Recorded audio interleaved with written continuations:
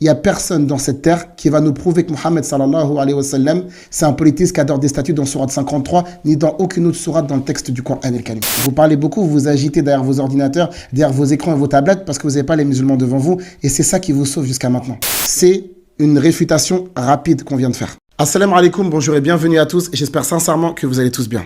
Comme vous le savez, il y a beaucoup de personnes qui prétendent que dans le Coran, il y a ce qu'on appelle les versets sataniques. Donc ils disent que le prophète Mohammed sallallahu alayhi wa sallam, il a invoqué et élogé 3 fausses divinités en dehors d'Allah qu'il existait à l'époque. Donc il a également espéré leur intercession, etc., etc. Ils disent de toute façon, ce texte-là se trouve dans le Coran, dans la sourate 53, à partir du verset numéro 19, ils disent donc que ces 3 fausses divinités, elles existent dans le Coran, donc que le Coran fait les éloges de 3 fausses divinités en dehors d'Allah. En fait, la vidéo, on aurait pu l'arrêter tout de suite, là, au bout de 50 secondes. Pourquoi? Dans le verset juste après, Allah Azza wa Jal, qu'est-ce qu'il dit? In hiya illa asma'un samaytumuha antum wa aba'ukum ma anzalallahu biha min sultan. Allah, il explique que le nom de ces fausses divinités, c'est des noms qui ont été inventés par les polythéistes et leurs ancêtres, au sujet duquel Allah n'a jamais révélé la moindre preuve. Mais en fait, ce qu'on va faire, Inch'Allah, c'est qu'on va refaire le tour de Sourate 53 pour vous montrer définitivement que quand on touche le Coran, il faut faire très attention. Je reviens dans Sourate 53, verset numéro 1. Allah, il dit « Wa najmi idha hawa ». À l'époque, il y avait des Arabes qui adoraient les étoiles en dehors d'Allah subhanahu wa ta'ala. Donc, Allah Azza wa Jal, il jure par l'étoile pour montrer que c'est lui qui contrôle et qui domine les étoiles, donc que les étoiles qui sont soumises à Allah ne méritent en rien l'adoration, mais que l'adoration doit être vouée totalement à Allah Azza wa Jal seul. La deuxième des choses, Allah il jure par l'étoile. Et les étoiles, ça fait partie des outils qu'Allah Azza wa Jal utilise pour lapider et chasser les diables. Alors comment voulez-vous que le prophète sallallahu alayhi wa sallam soit lui-même sous l'influence satanique et diabolique? Troisième des choses. Dans le verset numéro 2, Allah Azza wa Jal, il a indiqué 3 éléments. Ma'dalla sahibukum wa ma'rawa. Ma'dalla, ici, ça veut dire que le prophète sallallahu alayhi wa sallam, c'était pas un ignorant qui s'est égaré par manque de connaissance. Sahibukum, ici, Allah Azza wa Jal, il a qualifié le prophète Mohammed alayhi salatu wa sallam d'être le compagnon des polythéistes de l'époque. Parce qu'il le connaissait et il savait que c'était quelqu'un qui était véridique. Wa ma'rawa, le prophète alayhi salatu wa sallam, il ne s'est pas égaré après avoir reçu la science. 6e des choses, verset numéro 3. Wa ma yantiqu anil hawa. Le prophète alayhi salatu wa sallam, il ne parle pas sous l'effet de la passion et ne parle pas non plus sous l'effet diabolique satanique. 7e des choses. In huwa illa wahyun yuha. Allah Azza wa Jal, ici là, il prouve que c'est une révélation véritable qui provient de la part d'Allah Azza wa Jal. Allamahu shadidul quwa, qui a été enseigné par un ange et non pas par un djinn. Parce que Allah Azza wa Jal, à la fin de la sourate 26, qu'est-ce qu'il a dit? Wa ma tanazalat bihi shayatin wa ma yanbaghi lahum wa ma yastati'un innahum 'anis sam'i lima'zulun. 8e des choses. Allah Azza wa Jal, juste après, il dit فَأَوْحَى إِلَىٰ عَبْدِهِ مَا أَوْحَى. Allah Azza wa Jal, il revient, il re-signe encore une fois pour prouver que le Coran, c'est une révélation qui provient d'Allah Azza wa Jal. Maintenant, lorsqu'on cite Sourate 53, verset numéro 19,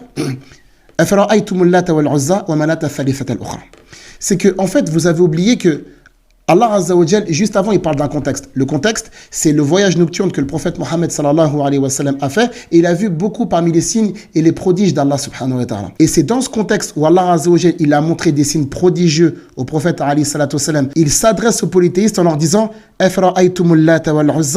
fois qu'Allah il a montré les miracles de son prophète, il condamne, il blâme les polythéistes qui adorent de fausses divinités en leur disant « Regardez-vous, considérez vos fausses divinités. »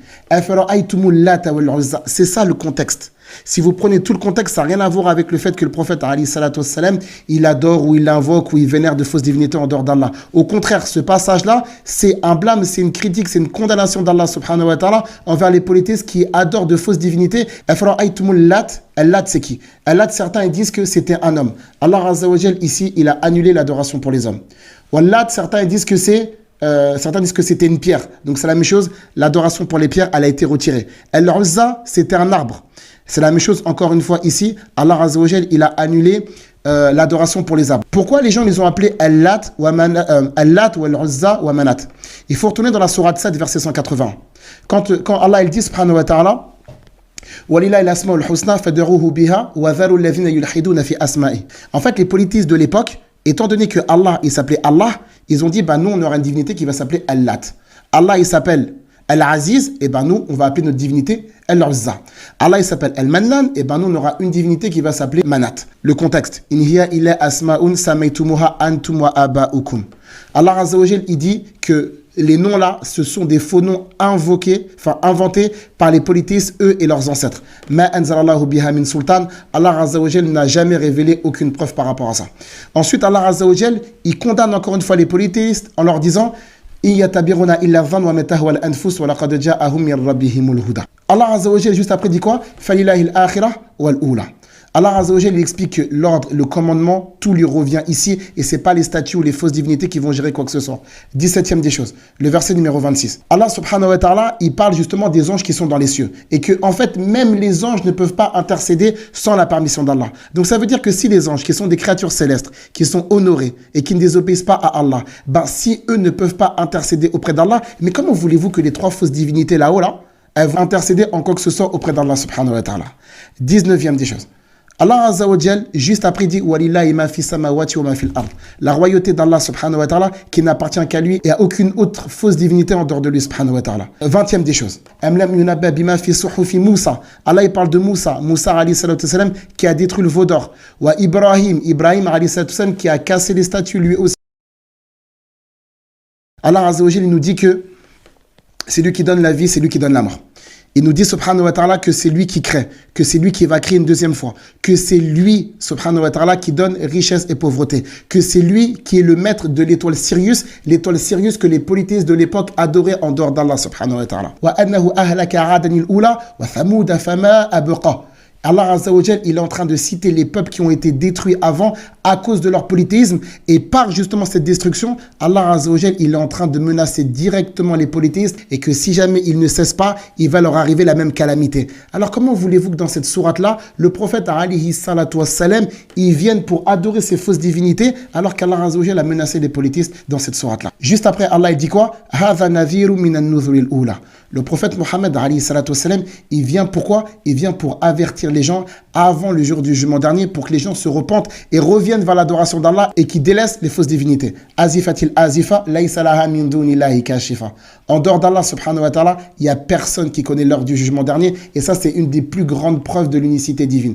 30e des choses, qu'est-ce qu'il dit Allah? Fasjudu lillahi wa'budu. Et à la fin, Allah il termine la sourate en disant prosternez-vous devant Allah et adorez-le. Par Allah, c'est une réfutation rapide qu'on vient de faire.